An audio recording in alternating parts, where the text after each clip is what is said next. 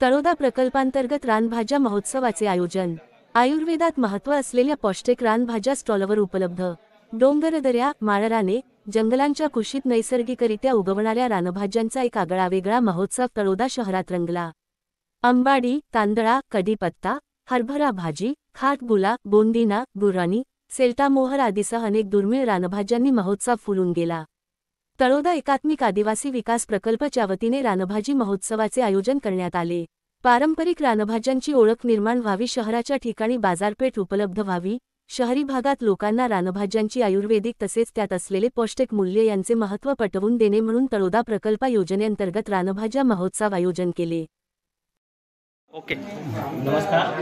मी देवेंद्र गणेशवाणी, प्रभारी सहाय्यक प्रकल्प अधिकारी, प्रकल्प कार्यालय तळोदा। आपण आज इथे केंद्रवर्ती अर्थसंकल्प योजनेतून महाराष्ट्र राज्य शासन, माननीय आयुक्तालय, अपर आयुक्तालय आणि प्रकल्प कार्यालय यांच्या वतीने आपल्या नंदुरबार जिल्ह्यातल्या ज्या काही पावसाळ्यातल्या रानभाज्या येतात त्या रानभाज्या आपल्या संपूर्ण तळोदा, अक्कलकोवा, जळगाव इथल्या लाभार्थ्यांपर्यंत पोहोचल्या पाहिजे। रानभाज्यांची माहिती सगळ्यांना झाली पाहिजे या उद्देशाने रानभाज्या महोत्सव म्हणून एक योजना आपण राबवत आहोत।